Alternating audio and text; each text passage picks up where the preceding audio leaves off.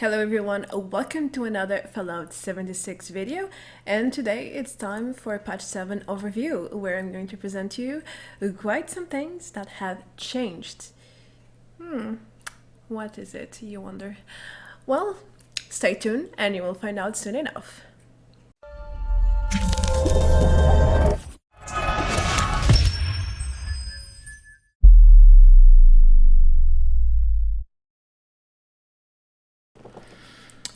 Well, hello everyone, and welcome back, and today it's patch time review. So yes, I know that patch 7 came out last week. It has been some days, but that's because I needed some time to test things, and also I've been covering the new content that Bethesda has been releasing, which makes it a bit difficult to publish, 2 videos per day. It's not so easy for me, but I'm trying. So most of the updates are the Aldo Palacia features, and they are doing somewhat great so far, but there are things that have changed quite a lot, and some of them are not exactly in the patch notes. And I have added 17 points for you, and I hope you enjoyed them. It was certainly very fun for me to create this video, and it's also informative, so stay tuned and let's get started. Alright, so for the first point, I started with the most obvious. It starts right when you launch the game in the main menu, and as you can probably notice, the footage there in the background is different, and all of these images or small videos are related to the Wild Appalachia features. Some of them are already live, like the brewing, crafting system and missions, as well as the fermenter, and some of them are about to come in the next weeks. So here we have the now live Fastnacht event, and that's pretty cool that they are changing and making things a bit more dynamic and updated. Next, we have the new crafting system for drinks, in which you can make a mission to learn the new crafting bench, which is this brewing station and then the fermenter.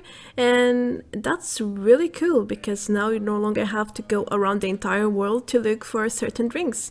You can just craft them at your own camp or at any brewing station you find in the world. It's a great addition to the game. We already had the food station, and now we also have the beverage station. I really like it. It's a great addition to the game. Another interesting thing that is now live is the daily missions to learn new drink recipes. So you can get one every 24 hours from Bev, and they can be a wasted on or a tipsy taste kind of missions. They are a bit different, and both of them will award you a daily recipe for a new drink, which is really cool because it's random. You never know what you're gonna get, and you will need often to search for ingredients online or through guides because they're a bit complicated to get. And that's okay, because, until then, the dailies were so easy and quite pointless to do, in my opinion. And this one at least gives you a bit more motivation to come here and to get it done, because some of the drinks are quite powerful, and with the perk to increase the duration of the bonus, sometimes it's really worth to get the crafting done. Point 4 is one of my personal favorites because now you can build bigger and better. The budget of the camps have gone up, and this means you can build way more things than before. So, for example, in my case, I have added a new farm to my camp, and I mean a full farm with fences and a fertilizer with a cow, a lot of veggies. And I have also added the brewing station, the fermenter, and a few other items to my base.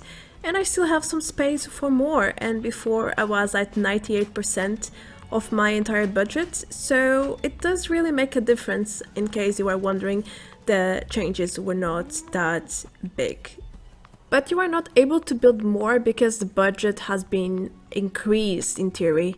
So they have, for example, in turrets and lights, they consume less budget than before. Therefore, you have more space to build other things. And that's a great addition to the game. Now you have more freedom and you can free your creativity to build a much bigger and add more complexity to your creations. If you are bored of your melee or explosive damage build, then here is probably the solution for you, because they have boosted or increased the performance of energy and heavy weapons. They have improved the base damage by 10%, and they have also decreased the repair rate, let's say. So they get damaged less, therefore you need to repair them less. And I have tested both weapons, so I have two legendaries. They are not level 50, but they are close. And I used no perks for this test. And I tested each weapon, and the damage is quite higher than before. So I only need a few hits to kill, for example, this Scorch. It's level 47. And I do believe that with the perks, you will probably be able to 2-3 hit them, which is quite nice. I mean, before you needed 10-20 hits to kill something at a high level, and now not so much, which is a very great improvement, and I'm glad they finally did it.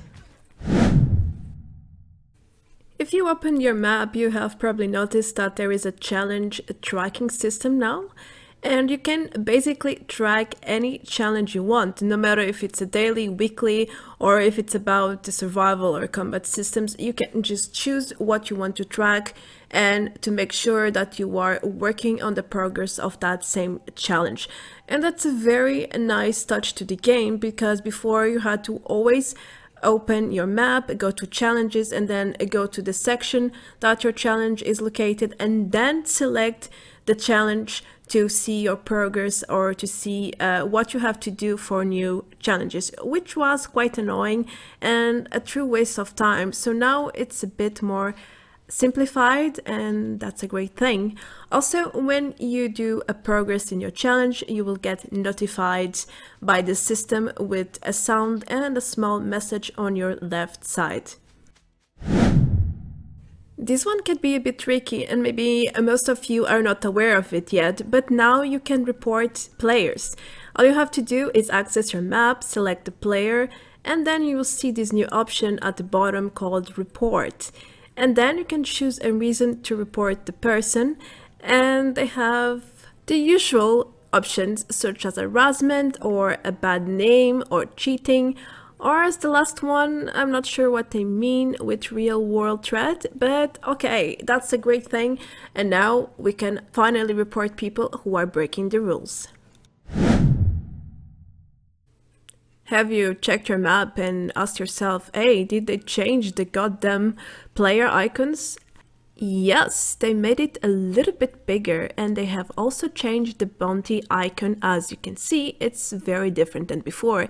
This is not exactly a good or bad, it's just a change, and that's totally okay. The map updates are totally okay, but new bugs that came with it are not so fine. For example, Iranian fever is now often bugged in the map. It shows that the location is up there in that forest, but when you click to join, you end up at the same exactly location as usual inside the mine. So at first I thought they probably changed the event location, but I soon found out that it wasn't the case. Anyhow, I found another bug with the map, which is exactly at your player icon and the direction where you are walking. So in the Toxic Valley region, there is this nasty bug that shows you going towards one direction, and in reality, you are going towards the opposite one. So it's extremely difficult to navigate in this area. I tested this different times in different servers, and I usually get this bug in here. So I am avoiding Toxic Valley at any cost right now because it's just so difficult and annoying to navigate here or to get anywhere by walking. So one of the first lines of the patch notes in patch 7 is about the Flux weight and price changes. And while the weight seems to be correct, the price not so much. I tried to sell a few Fluxes to this vendor right here. I had my bargain perk equipped. And as you can see, the price for each stable Flux is only 24 caps. Now, they said they changed it to 100, but I'm not sure why is it not showing to me. Maybe I'm doing something wrong, or maybe it's just another bug. Did you know that you can actually milk cows now? Well, that was a surprise for me too. And they're not exactly cows in Fallout 76, they are called Brahmin. And they have these two heads, but they're basically the cows of the game. And you can now milk them. You just have to interact, and the only option is to milk. And then you will get the milk in your inventory, and it's actually pretty useful to drink. It removes radiation and it decreases thirst and hunger. Pretty nice, huh? It's also a required ingredient for several drinks in game, and that's mainly why they added this to the game. It's another great touch, I guess. I'm kidding, I'm very certain. Another great change they added this patch is the server shutdown alert. So now when you are in a dead server about to shut down, or if they need to do a maintenance, they will display a message with a countdown and, well, just informing you that the server will be offline in X amount of time. And that gives you plenty of time and the momentum to prepare things. If you are doing a mission or if you are doing a farming road, then you should just try to finish things as soon as possible, because you won't have much time to finish things anyway. And, well, at least now you get a prior notice and you can be prepared for what's coming. And that's great. Before, you didn't have anything. They would just shut down the server and that's it. Now back to your camp. Maybe you noticed, maybe you didn't, but you can craft new radios. So they are basically the same feature as you have in your Pip-Boy, but now you can craft and place them in your house or camp. You can craft the Appalachia radio or the classical one. So you have two options right now, and they look just like the standard radio you can find in the world. And another great thing they did was the obstacle removal from camps, which basically removes the branches and foliage from the world that is interfering with your base. So before, some corners of my base had a lot of leaves and bush parts because they were there already when I placed my foundations, and now they are totally gone, which is a nice touch too. I mean, it's less buggy and visually it's much better. Now, something that they have to fix still is the tree branches. They are still interfering with the camps. I have some branches in my first floor, but on my 0 floor, which is the foundation level, everything is clear. So that's a great start. I believe in the future they will fix the rest.